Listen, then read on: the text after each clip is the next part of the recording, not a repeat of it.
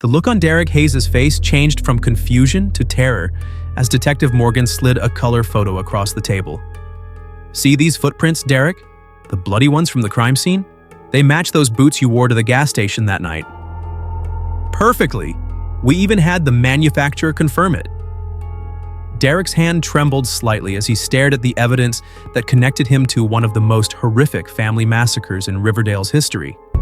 For 8 years, he and his wife Jessica had been living with their terrible secret. They were responsible for the brutal murders of Jessica's parents and both her grandmothers. 4 lives ended in a single night of violence that had gone unsolved for nearly a decade. "We're not here because we think you did it," Detective Morgan continued, leaning forward, his voice dropping to almost a whisper. "We're here because we know you did it. The evidence is piling up, Derek. You don't want to roll the dice on this one." The case.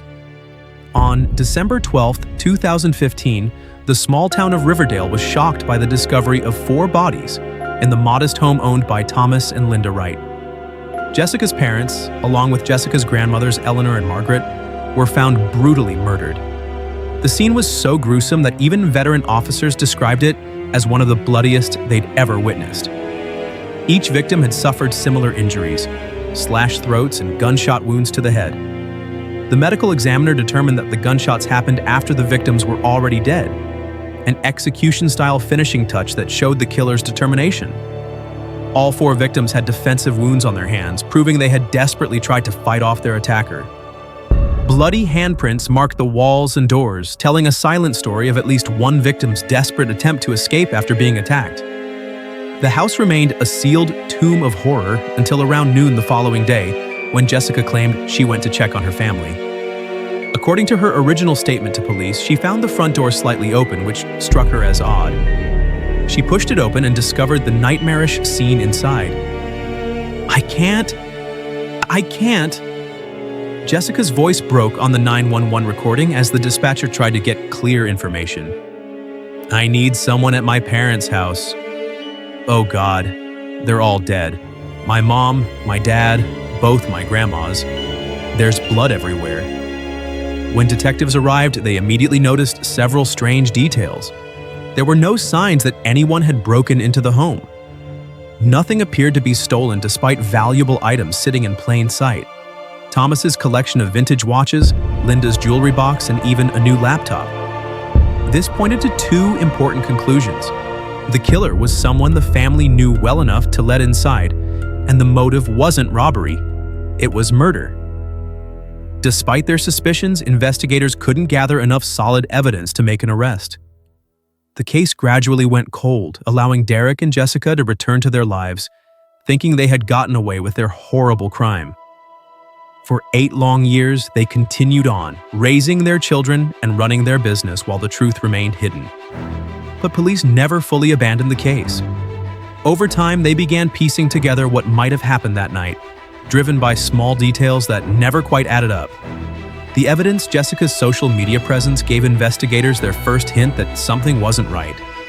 Her Facebook page documented a history of bitter arguments with her parents, particularly her mother. Posts dating back months before the murders showed Jessica calling her parents toxic, controlling, and emotionally abusive. She frequently complained about their interference with how she was raising her children. Most disturbing was a video posted just 3 weeks before the murders. It showed Derek in a heated argument with Linda in the Wrights' front yard. At one point, Derek can be heard saying, "Why don't you get your mother out here? I've got something to say to her too." When Linda mentions her mother doesn't want to get involved, Derek replies with what would later become a chilling hint. She won't have a choice soon enough. Police also made another crucial discovery, a photo Thomas had texted to his business partner 2 days before the murders. It showed several stacks of $100 bills laid out on his desk with the message, "Finally cashed out that collection." Nearly $70K, don't trust banks with this kind of money. When police searched Derek and Jessica's mobile home after the murders, they found $67,000 in cash hidden in a safe, a coincidence that seemed too perfect to ignore. Still, at the time of the initial investigation, all of this was treated as circumstantial.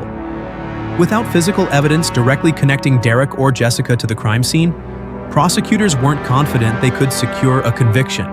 The case slowly faded from public attention, though it remained an open wound for the small community.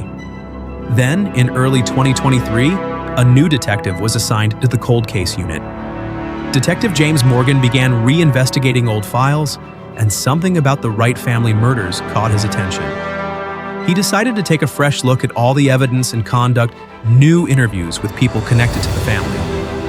Morgan started by speaking with the Wrights' next-door neighbor, Harold Dawson, who had lived beside the family for over 15 years. Thomas and Linda were good people, Harold told Detective Morgan.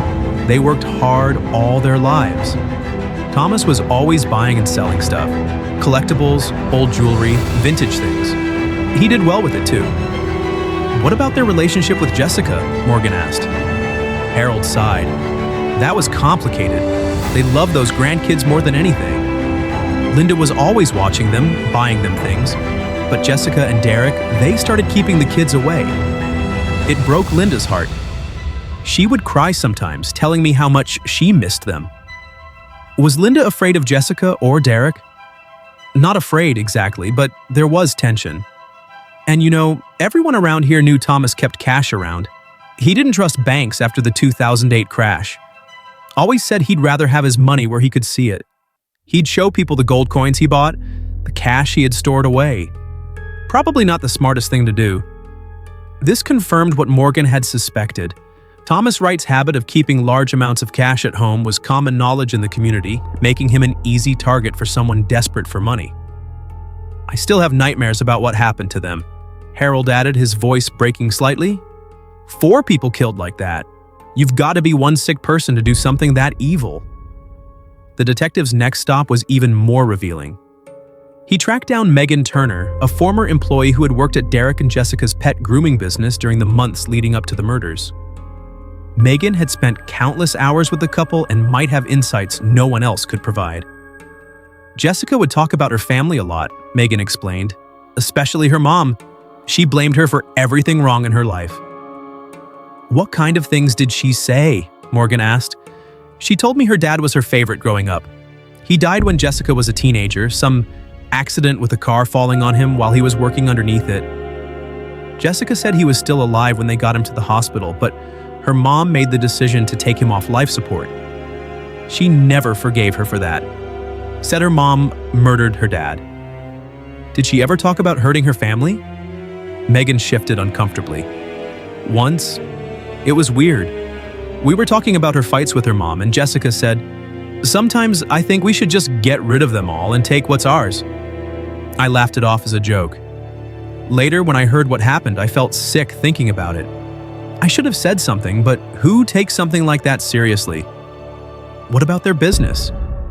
Were they doing well financially? They pretended to be, Megan said. They had this fancy grooming van, Derek bought a new truck. Jessica was always shopping. But I heard them fighting about money all the time, bills piling up, credit card debt. Sometimes they couldn't even afford supplies for the business. It didn't make sense how they were living versus what they were earning. The financial angle became even more significant when Detective Morgan reviewed the couple's bank records. In 2014, the year before the murders, their pet grooming business had brought in just $33,450 in documented income.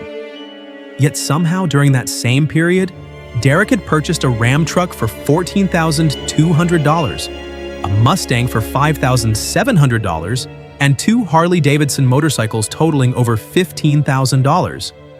Their spending exceeded their income by tens of thousands of dollars. By late 2015, they were on the verge of bankruptcy, with multiple credit cards maxed out and their business loan in default. Then, suddenly, after the murders, their financial troubles seemed to vanish. The $67,000 found in their safe matched almost exactly the amount Thomas had photographed just days before he was killed. Still, all of this remained circumstantial. While Morgan was convinced Jessica and Derek were responsible, he needed something definitive to tie them directly to the crime scene. That's when he decided to revisit all the surveillance footage collected from nearby businesses on the night of the murders. Hours of careful review finally yielded what would become the case's smoking gun. Footage from a gas station 3 miles from the Wright home showed Derek filling up his truck at 10:42 p.m. on the night of the murders. Nothing seemed unusual about the stop until Morgan noticed Derek's footwear, a distinctive pair of red and black running shoes. When he zoomed in, he could clearly identify them as Neptune brand Trailrunner 4s. Morgan immediately pulled the crime scene photos. There, documented among the bloody evidence, were clear footprints with a unique tread pattern. He contacted Neptune's corporate headquarters and they confirmed what he suspected. The footprints matched the sole design of their Trailrunner 4 model, which had a distinctive wave pattern unlike any other shoe they produced. This was the physical connection they had been missing for 8 years. Derek Hayes had been inside that house on the night of the murders, walking through the victim's blood in his Trailrunner shoes, the same shoes he was wearing hours later at the gas station. With this new evidence combined with the financial motive, family tensions, and Jessica's troubling statements, Detective Morgan finally had enough to make his move. On February 3, 2023, he and his partner, Detective Sanchez, drove to the suburban home where Derek and Jessica now lived with their 3 children. The interview. "Hi there, are you Derek?" Detective Morgan asked as a man opened the front door. "I'm Detective James Morgan from the Riverdale Police Department, and this is Detective Sanchez. We'd like to talk to you about the Wright family case from 2015. Derek's expression remained neutral, but his posture stiffened slightly. "Yeah, that's me. What about it? That was years ago. We've reopened the investigation. Is Jessica home? We'd like to speak with both of you. She's inside getting the kids ready for school. What's this about exactly? We have some new information we'd like to discuss. Is it all right if we come in?" Derek hesitated but then stepped aside. "Sure, I guess. We've told you guys everything we know already, though." The detectives followed Derek into a well-furnished living room, noticing photos of 3 young children displayed prominently on the walls. The house was significantly nicer than the mobile home they'd lived in 8 years earlier. "Derek, can you tell us about your relationship with Thomas and Linda before their deaths?" Morgan began. "It was fine," Derek said with a shrug. "I got along great with Thomas. Linda and I had our differences, but nothing serious. We had some argument that summer, July 4th, I think, but things were patched up by October. October was when you and Jessica got married, right?" "Yeah, October 17th, about 3 weeks before, When was the last time you saw Thomas and Linda alive?" "The Saturday before it happened. Jessica and I took the kids to my parents' house for Halloween weekend. We left Friday night and came back Sunday evening. That's when Jessica went to check on them and found everything." "And you didn't go with her to the house that day?" "No," Derek said firmly. "I never went inside that house on Sunday. Jessica went to check on them, found the bodies, and called 911. Then she called me. I stayed with the kids." Detective Morgan nodded, making notes. "You and Jessica started a pet grooming business around that time, right? How was that going financially?" "Great, actually. We were just getting started, but business was booming. I made almost $100,000 that year before everything happened." "Interesting," Morgan said, "because we've reviewed your tax returns and bank records from that period, and they tell a very different story. Your documented income was barely a third of that." Derek shifted in his seat. "Well, a lot of people paid in cash. You know how it is." "Let's talk about the money in your safe," Morgan continued. "After the murders, you had $67,000 in cash in your home. Where did that come from?" "Savings, like I said. We were doing well with the business." "Then why were all your credit cards maxed out just weeks before?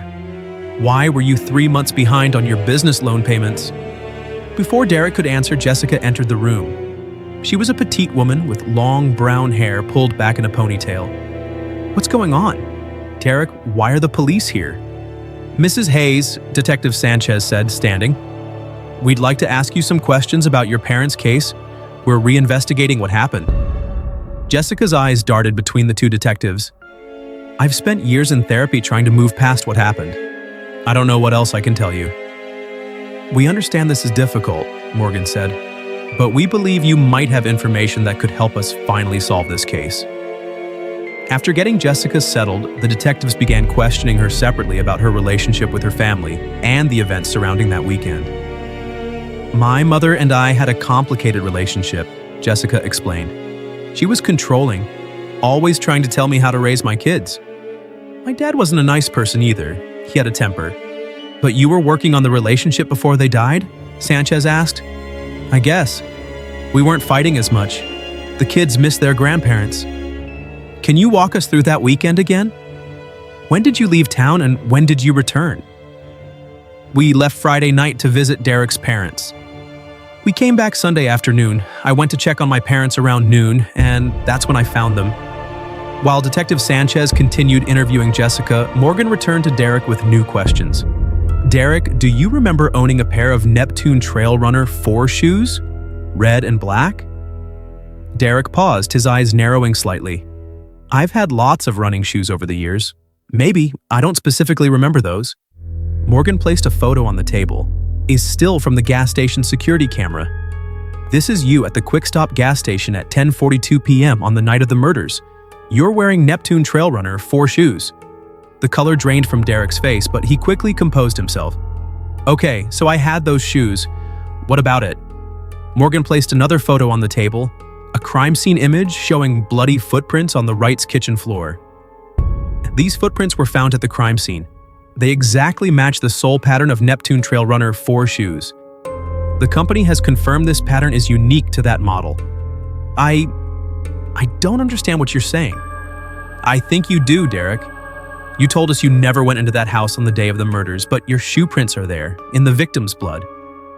Derek stared at the photos, his mind visibly racing. That's impossible. I wasn't there. But you were at the gas station near their house that night, wearing those exact shoes. The security footage doesn't lie, and strangely, those shoes were never found. What happened to them, Derek? I don't know. I probably threw them out at some point. Right after 4 people were murdered? Derek shifted in his seat, eyes darting toward the door. I think I should talk to a lawyer. That's your right, Morgan said. But here's where we stand. We have your footprints at the crime scene. We have you on video near the crime scene that night, contradicting your alibi about being out of town. We have $67,000 in cash that matches the money Thomas photographed before his death. We have your financial troubles that mysteriously disappeared after the murders. Morgan leaned forward. The evidence is piling up, Derek. If you want any chance at leniency, now is the time to tell us what really happened. Was this Jessica's idea? Did she push you into it because of her issues with her parents? Derek's jaw clenched. I want a lawyer, now? I understand, Morgan said, gathering his photos. Just remember, we're talking to Jessica too. First one to cooperate gets the better deal. That's just how it works. While Derek was considering his options, Detective Sanchez was making progress with Jessica. We've found some inconsistencies in your story, Jessica, Sanchez said gently. Security footage shows Derek at a gas station near your parents' house on the night they were killed. The same night you both claimed to be out of town. Jessica's hand trembled as she reached for her water glass. That can't be right. We were at his parents' house. We also found Derek's shoe prints and blood at the crime scene. The exact same shoes he was wearing at that gas station. Tears welled up in Jessica's eyes. No, that's not possible. Jessica, we know about the money problems. We know about the arguments with your parents. We know about the cash that disappeared from your parents' house and ended up in your safe. I had nothing to do with this, she whispered, tears now streaming down her face. Nothing. Then tell us what happened. Help us understand. And finally, after 8 years of living with the guilt of what they'd done, the truth began to emerge. The confession. 3 days after their initial interviews, both Derek and Jessica were brought to the police station. After consulting with their lawyers, they had made a crucial decision. Each had chosen to cooperate with the investigation, hoping to secure a better deal for themselves. Derek was the first to fully confess. It wasn't supposed to happen like that, he began, sitting across from Detective Morgan in the interrogation room. We just needed money. Jessica knew her dad kept cash in the house. We were about to lose everything, the business, our home. The kids wouldn't have had a Christmas that year. So, what was the plan? Morgan asked. We were going to rob them while they were sleeping, take the cash, maybe some jewelry, make it look like a break-in. Jessica knew where her dad kept everything. But when we got there, Linda was still up. She saw us come in the back door. Derek's voice cracked as he continued. She started screaming. Thomas came running out of the bedroom. I panicked. I had the knife for show just to scare them if we needed to. Thomas came at me and I just reacted. I stabbed him. Then everything went crazy. According to Derek, once the violence started, it spiraled out of control. Linda ran toward the phone and Jessica stopped her. The grandmothers, who were sleeping in the second bedroom, woke up from the commotion. Within minutes, what was planned as a robbery had turned into a bloodbath. Jessica said we couldn't leave witnesses, Derek continued, his voice hollow. She said they'd know it was us. So we finished it. I slashed their throats. Jessica used Thomas's gun to shoot them in the head afterward to make sure. And then you took the money and left? Derek nodded. Jessica knew exactly where it was. We grabbed the cash, wiped down anything we thought we might have touched, and left. We threw the knife and gun in the river on the way home. I got rid of the shoes and clothes the next day, burned them. Why did you go to the gas station that night? We needed gas to get home. I wasn't thinking clearly. I didn't think about cameras. In a separate interview room, Jessica was telling her version of events to Detective Sanchez. Her story matched Derek's in most details, but she insisted the violence was entirely his idea. He just snapped, she claimed through tears. My mom started yelling, and Derek just lost it. I tried to stop him, but he threatened me too. He said if I didn't help, he'd kill me and the kids next. When confronted with her husband's statement that she had insisted on eliminating witnesses and had fired the gunshots herself, Jessica broke down. He's lying! He did everything! I was scared, she screamed before collapsing into sobs. But the evidence told a different story. Both Derek and Jessica had participated actively in the murders. Text messages recovered from an old phone showed Jessica discussing how much money her father had saved and how easy it would be to take it. One message from Jessica to Derek, sent just 2 weeks before the murders, read, "We're going to lose everything unless we do something drastic. My parents owe us after everything they've done to me." On February 7th, 2023, Derek and Jessica Hayes were formally charged with 4 counts of first-degree murder in the deaths of Thomas and Linda Wright and their mothers, Eleanor Simmons and Margaret Taylor. The couple was held without bail while awaiting trial.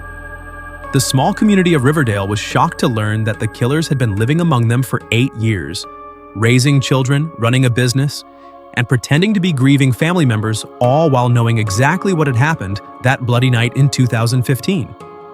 For the detectives who had worked the case, the arrests brought a sense of closure, but also sadness.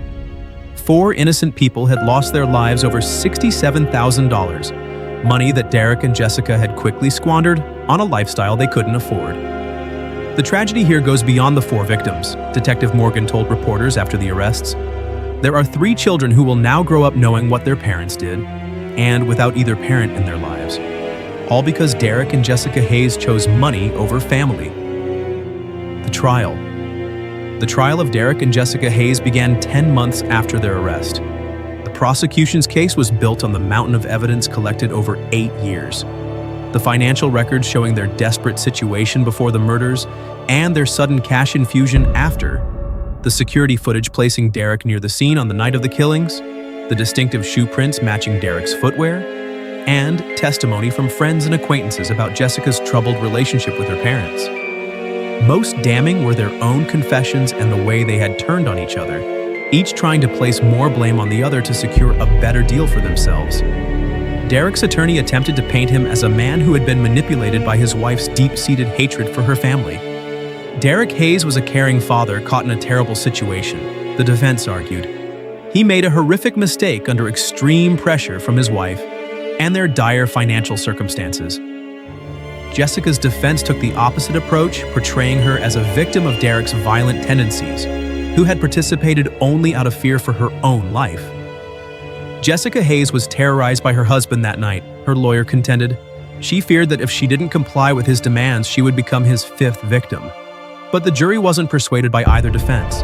The cold, calculating nature of the crime, the planning beforehand, the execution-style gunshots to ensure the victims were dead, the elaborate cover-up afterward, indicated that both Derek and Jessica had been willing participants in the quadruple homicide. After just 6 hours of deliberation, the jury returned with their verdict, guilty on all counts for both defendants. At the sentencing hearing, family members from both sides were allowed to speak. Derek's mother addressed the court through tears. "I don't recognize the son I raised in the person who committed these horrible acts," she said, "but I pray for the victims every day, and for my grandchildren, who are the true innocent victims in all of this."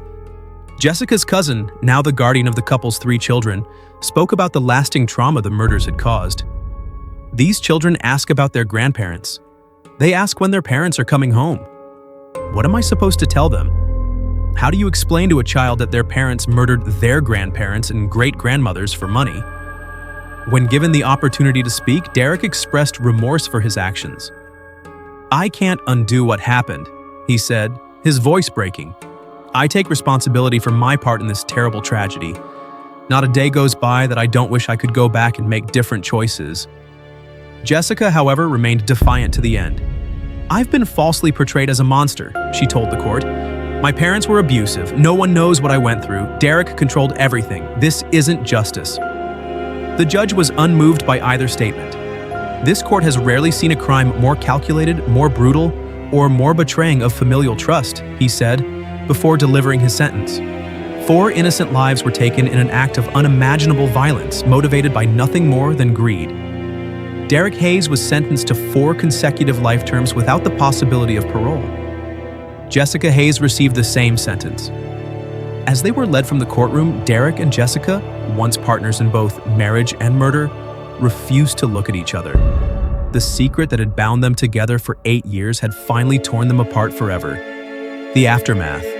In the years following the trial, the case of the Hayes family murders became the subject of true crime documentaries and books. The story of how a seemingly normal couple could commit such a horrific act against their own family members, and then live with that secret for nearly a decade, fascinated and disturbed the public. The 3 Hayes children, now living with Jessica's cousin in another state, faced the difficult task of building lives in the shadow of their parents' crimes. Their guardian made the decision to change their last name and move to a community where their connection to the notorious murderers wouldn't be known. Detective Morgan, who had finally brought the killers to justice, kept in touch with the children's guardian, occasionally sending birthday cards and Christmas gifts. "Those kids lost everything because of their parents' actions," he told a colleague. "The least we can do is let them know not everyone has forgotten about them." The house where the murders took place remained empty for years, eventually being demolished. A small memorial garden was planted on the site with 4 trees representing Thomas, Linda, Eleanor, and Margaret. For the small town of Riverdale, the resolution of the case brought closure, but also lasting pain. The community had lived with the unsolved murders for 8 years, never suspecting that the killers were walking among them, attending school functions with their children, running a business, and pretending to grieve for the family they had destroyed. Derek and Jessica Hayes began serving their sentences in separate maximum security prisons. According to prison officials, they never attempted to contact each other again. Their divorce was finalized 1 year after their convictions. In a final twist to the story, investigators discovered that Thomas Wright hadn't been as wealthy as his son-in-law and daughter believed. The $67,000 they stole represented most of his life savings. The valuable jewelry collection Jessica had told Derek about was mostly costume pieces with sentimental rather than monetary value. The fortune they had killed for was barely enough to keep them afloat for 2 years. The saddest part, Detective Morgan reflected in an interview years later, is that if they had just asked for help, Thomas and Linda probably would have given them money. From everything we learned about them, they were generous people who loved their daughter and grandchildren. 4 people died because Derek and Jessica Hayes chose murder over swallowing their pride and asking for help. Today, the case serves as a sobering reminder of how greed and resentment can destroy families. It also stands as a testament to the persistence of law enforcement, who never gave up on finding justice for Thomas, Linda, Eleanor, and Margaret, even when the trail seemed to have gone cold. For 8 years, Derek and Jessica Hayes thought they had gotten away with murder. But as Detective Morgan told Derek during that final interview, the evidence was always there. It just needed someone to put all the pieces together. In the end, a single pair of distinctive shoes, The Neptune Trailrunner 4s that Derek wore to the gas station that night proved to be the critical piece that brought the entire case together and finally brought 4 innocent victims the justice they deserved. Like so many criminals before them, Derek and Jessica Hayes discovered too late that no matter how perfectly you think you've covered your tracks, the truth has a way of eventually coming to light. Subscribe if you want to hear more stories about cold cases finally solved through detective work and the tiniest pieces of evidence that crack even the most challenging investigations.